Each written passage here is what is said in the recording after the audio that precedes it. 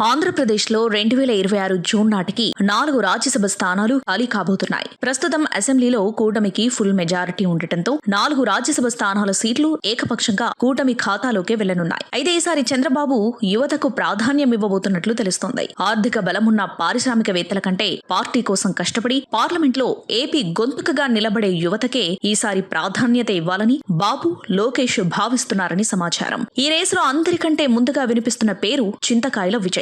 Speaker Ayyanna పాత్రుడి కుమారుడు. TDP IT wing ను సమర్థవంతంగా నడిపిస్తూ సోషల్ మీడియాలో పార్టీకి రక్షణ కవచంలా నిలబడటంలో విజయ్ పాత్ర కీలకం. నారా లోకేష్ కు అత్యంత ఆప్తుడిగా ఉండటం, పైగా ఉత్తరాంధ్రకు చెందిన బలమైన బీసీ నేత కావడం విజయ్ కు పెద్ద ప్లస్ పాయింట్. ఇక లోకేష్ టీంలో ఉంటూ పార్టీని గ్రౌండ్ లెవెల్లో సమన్వయం చేసే కిలారు రాజేష్ పేరు కూడా గట్టిగా వినిపిస్తోంది. తెర వెనక ఉండి పార్టీ కోసం ఎంతో శ్రమించిన రాజేష్ ను ఈసారి రాజ్యసభ ద్వారా రాజేష్ ను తెరపైకి తీసుకురావాలని అధిష్టానం యోచిస్తుందట.